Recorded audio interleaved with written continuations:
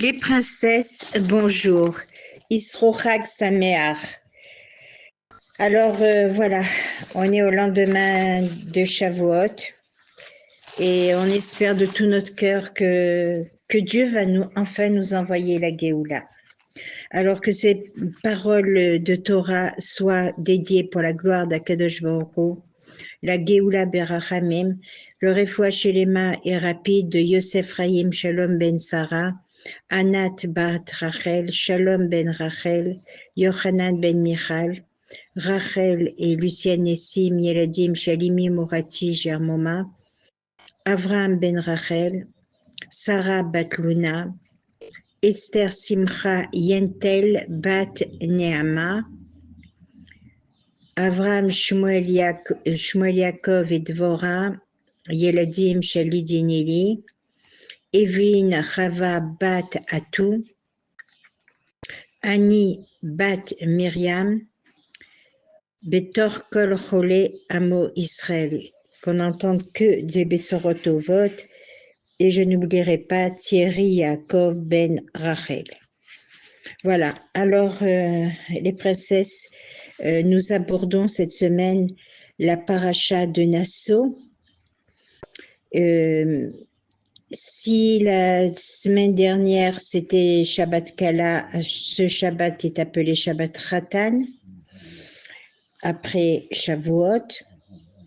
La paracha Nassau a plusieurs sujets. C'est la paracha la plus longue. Et pour commencer, elle vient en complément du recensement des Bnei Israël, des enfants d'Israël, et elle énumère le Shevet Lévi de Gershon, âgés entre 30 et 50 ans. Ils sont dénombrés, c'est le compte de ceux qui auront la charge de transporter le tabernacle, le Mishkan.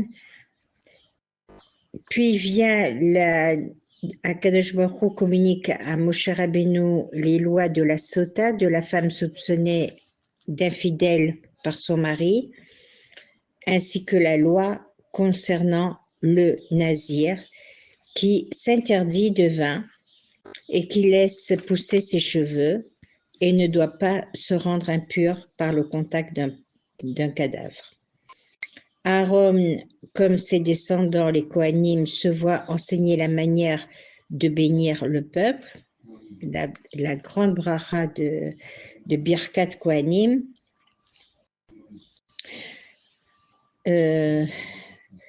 Et cette bracha nous incite à nous préparer d'être l'ustensile, le réceptacle pour recevoir cette bracha nous-mêmes. Et pour cela, il faut étudier, travailler sa émouna, faire les mitzvot, prier. C'est se préparer à recevoir les brachot que nous prodiguent les Kohanim. Et on voit après les chefs des 12 tribus d'Israël qui apportent leurs dons pour l'inauguration de l'autel du Mishkan.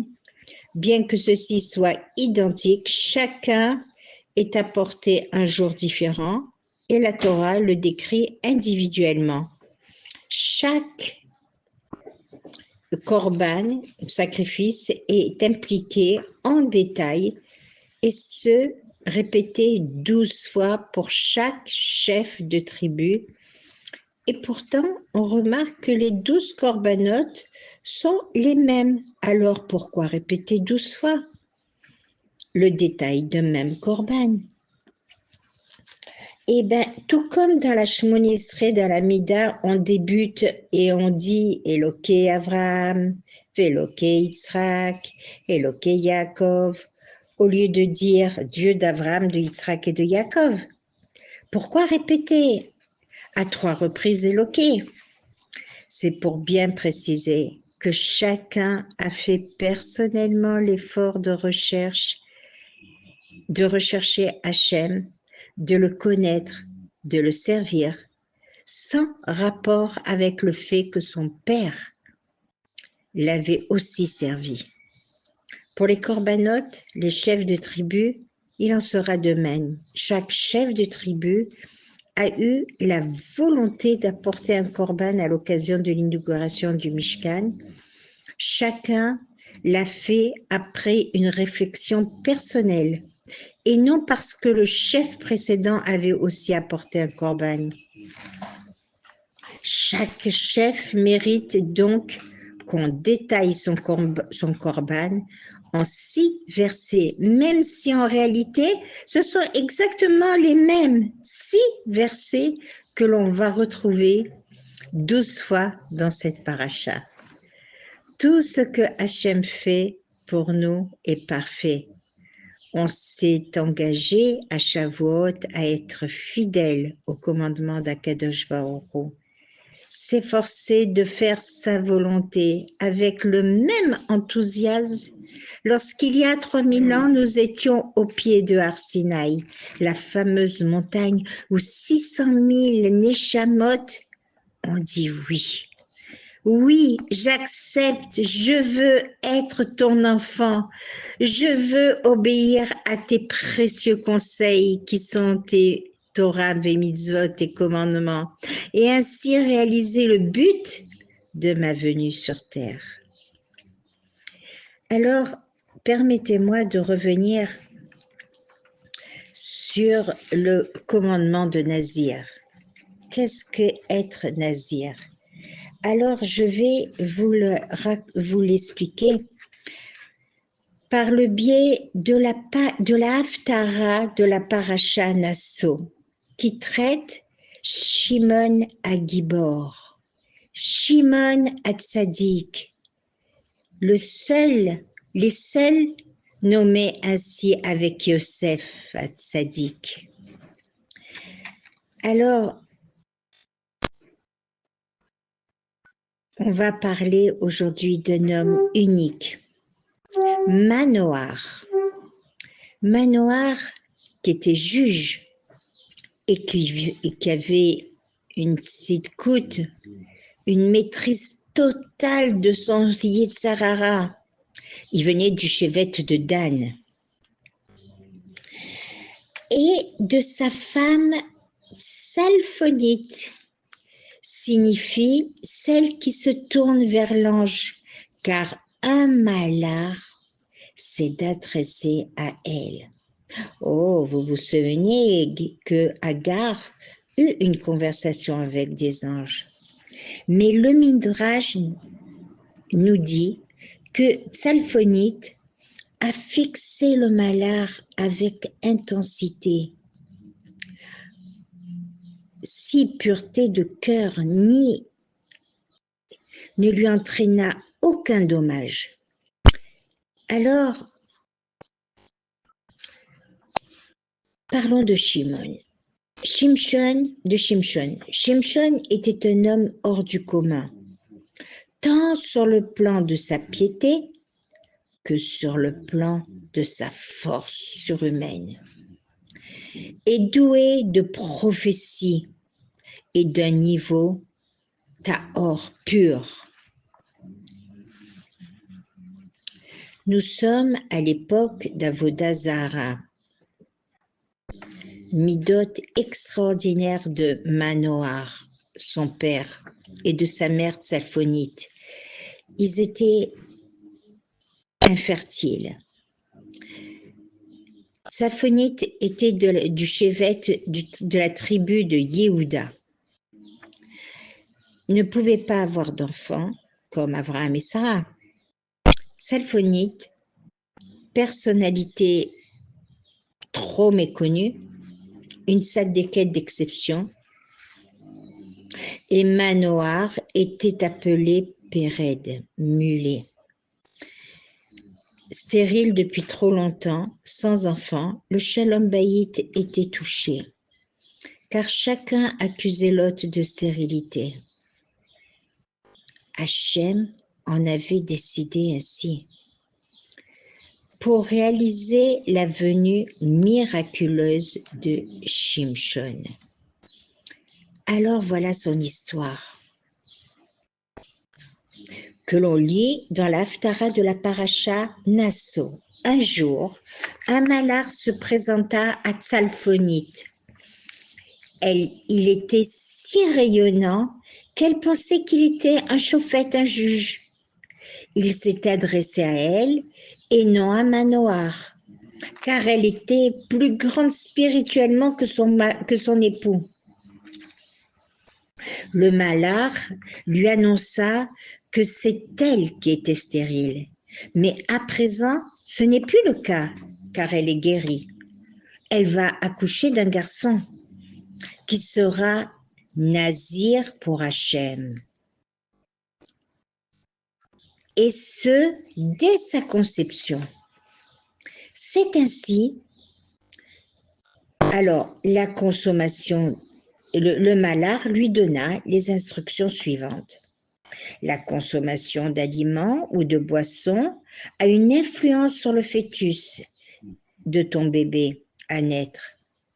Et par conséquent, tout ce que le nazir n'a pas le droit de consommer, toi, sa maman, s'en abstiendra. Tu t'abstiendras donc de vin et tout dérivé de la vigne. Et tu seras makpida, ça veut dire sérieuse, si on peut traduire comme ça, sur la cacheroute, car l'enfant à naître est saint, kadosh, et qu'aucun rasoir ne s'approcha de sa chevelure toute sa vie durant. Alors,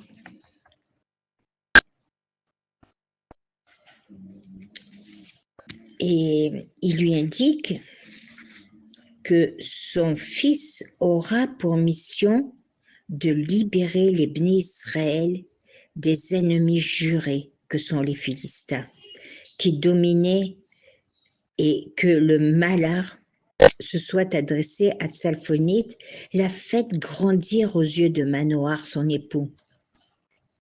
Elle était concernée par les recommandations, car le chauffette Shimshon sera le libérateur de son peuple. Cette période se situe 50 ans avant l'arrivée du premier roi Shaoul Améler. Pardon.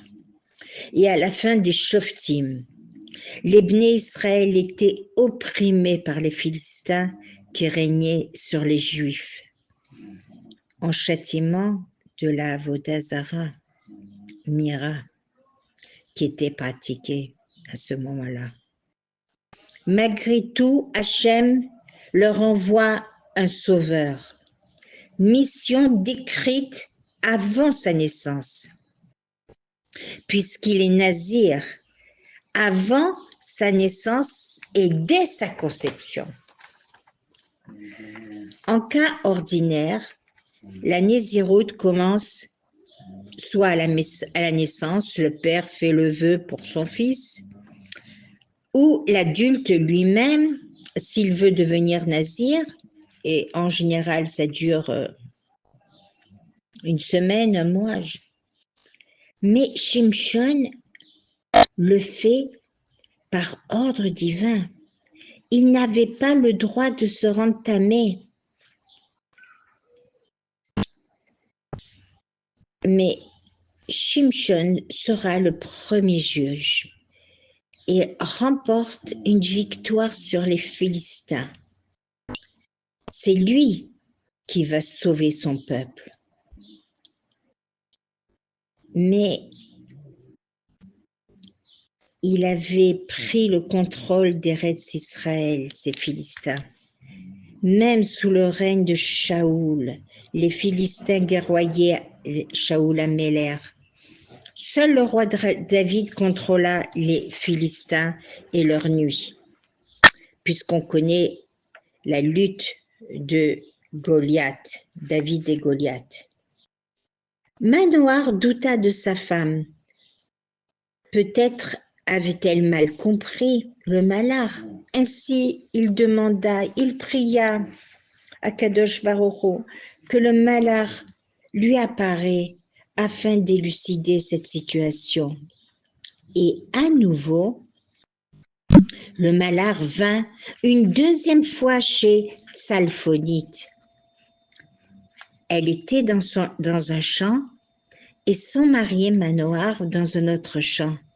Elle alla vite chercher son mari qui vint parler avec l'ange, qui lui dit, « Tu sais, fais-lui confiance. Je me suis adressée à ta femme parce qu'elle en est digne. Puisque tu en as fait la demande, alors je répète, ta femme ne consommera aucun aliment interdit aux nazirs, ni alcool, ni vin, ni fruits de vigne. Et tu l'aideras dans ses instructions. » Manoar réalisa le niveau vertueux élevé et la tzidkout de sa femme qui donnera jour à Shimshon, le premier juge nazir dès sa conception. La génération de Shimshon ne méritait pas de vaincre les Philistins, mais Hachem, Rahman, dans sa bonté infinie, fit en sorte que Shimshon combattra les Philistins à titre personnel, avec une force légendaire, Shimshon très spécial, avec Ruach HaKodesh. Il déterrait des montagnes comme s'il s'agissait d'une pierre. Un héros de guerre. Il s'est marié avec des femmes philistines qu'il convertissait avant. C'était le moyen pour lutter contre les Philistins, jusqu'au jour où il se maria avec Dalila, qui le trompa, lui arracha son secret, lui coupa ses cheveux et l'aveuglèrent. Shimshon, sadique hors du commun, il fut juge pendant 40 ans. Et revenant, là, il est aveugle. Alors, il supplie l'aide d'Hachem, encore une fois, et demanda à un jeune garçon de lui mettre les 2 mains sur les colonnes d'un amphithéâtre plein regorgeant de Philistins. Ce jour, il en tua plus que qu'il en a tué dans toute sa vie, mais cela entraîna sa mort. Ce qu'il faut retenir, mes princesses, c'est combien la conduite d'une maman aura effet sur les agissements de son enfant. On doit s'efforcer d'être un modèle, puisque c'est la femme qui porte son bébé. Elle est le garant de la Gdusha et de la Tahara, pureté de sa maison. Ce qu'elle voit, ce qu'elle entend, ce qu'elle goûte, aura une influence sur son enfant. La femme doit chercher à s'élever en permanence et ainsi elle protégera des influences néfastes négatives. Dans cette atmosphère, les enfants serviront mieux à Kadosh Baruch Hu et seront protégés, renforcés, et maintenant dans une pureté spirituelle et le respect des mitzvot. C'est notre responsabilité, les princesses. Les princesses, c'est aussi notre mission. Le temps est court et le travail est grandiose, nous précise le Pirkei Avot. Très bonne journée, les princesses, et au travail.